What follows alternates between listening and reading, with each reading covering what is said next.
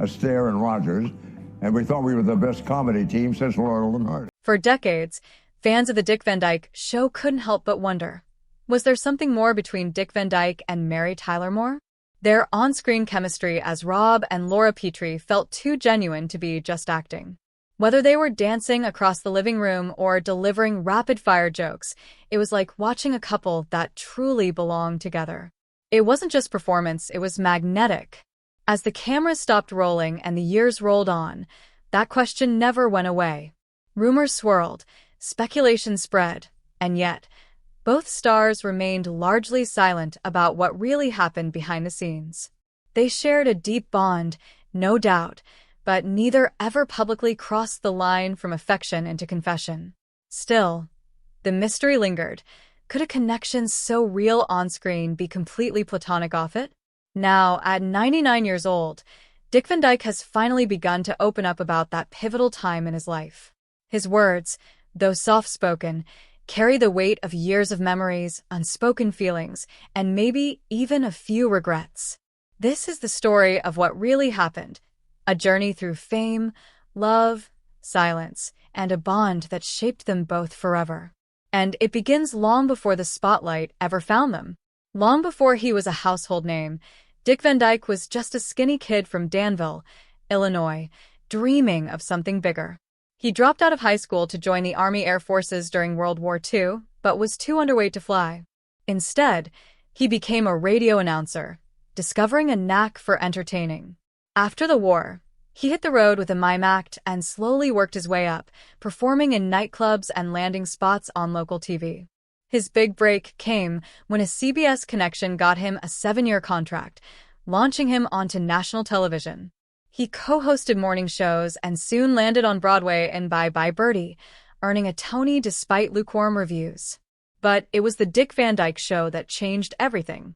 Cast as comedy writer Rob Petrie, Dick brought charm, awkward elegance, and perfect timing to the screen, and audiences couldn't get enough.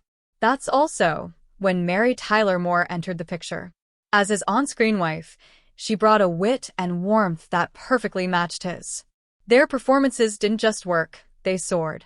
The show became a cultural milestone, and behind the laughter was a duo whose chemistry made history. Yet, while the world laughed along, something deeper was forming just out of the spotlight's reach. Mary Tyler Moore's start in showbiz was anything but glamorous. She was a dancer in appliance commercials. Her face never shone, only her legs. But that early buzz got her noticed, and in 1961, she landed the role that would change her life, Laura Petrie. With her iconic capri pants and natural wit, Mary wasn't just playing a housewife, she was reshaping how women were portrayed on television. Her career exploded in the 1970s when The Mary Tyler Moore Show debuted.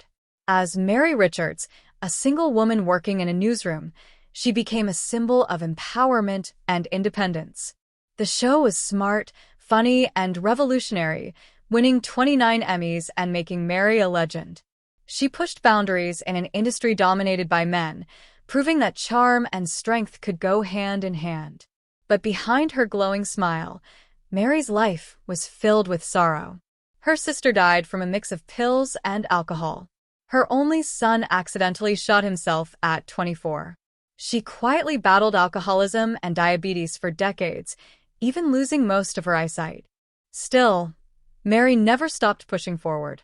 Through pain, she found purpose, using her fame to raise awareness, advocate for diabetes research, and inspire countless women to stand tall, even when the world knocked them down.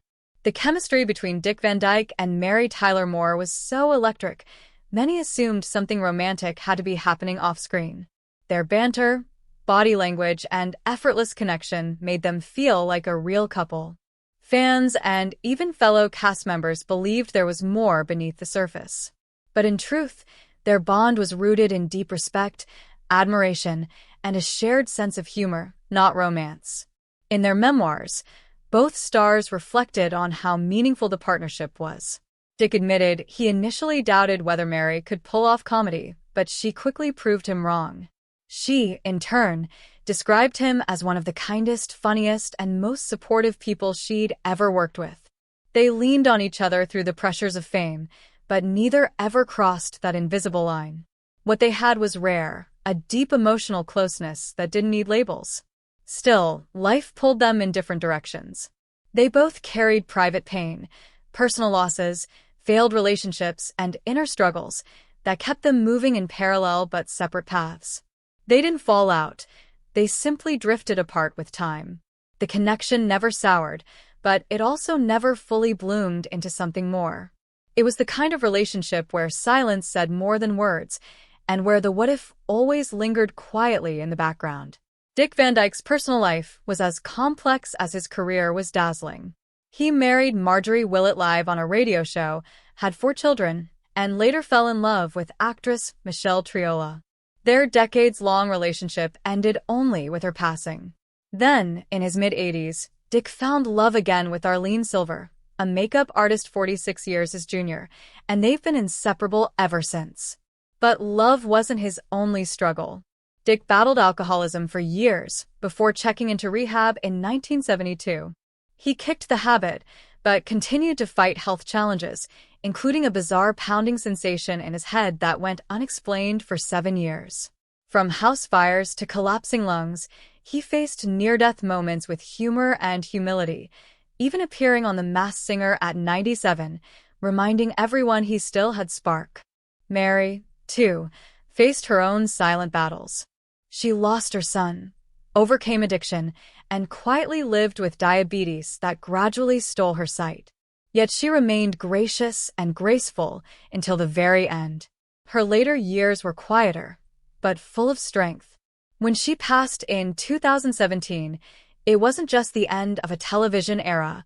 It was the loss of a woman who had touched millions with her courage, charm, and enduring presence. When Mary Tyler Moore passed away, Dick Van Dyke didn't just lose a co-star, he lost a piece of his past that still glowed in memory. In interviews, he called her the woman who changed him more than any other. There was affection in his voice, but also a quiet ache. Not of regret for things done, but for things never said. Sometimes the strongest bonds are the ones we never fully understand. They gave us laughter, legacy, and a kind of on-screen magic that still feels alive decades later. But behind the curtain were 2 people weathering life in separate lanes, each battling private pain. Their friendship, real, deep, but carefully guarded, never turned into something more, even though the spark was always there. They reunited briefly over the years, and every time, that warmth was still unmistakable. Now, as Dick Van Dyke continues to live with remarkable energy at 99, he carries Mary's memory not as a headline, but as a soft echo of something rare. Their story wasn't about scandal or drama. It was about timing, connection, and the quiet grace of mutual respect. Sometimes love isn't loud or labeled. Sometimes it just lives in the space between 2 smiles.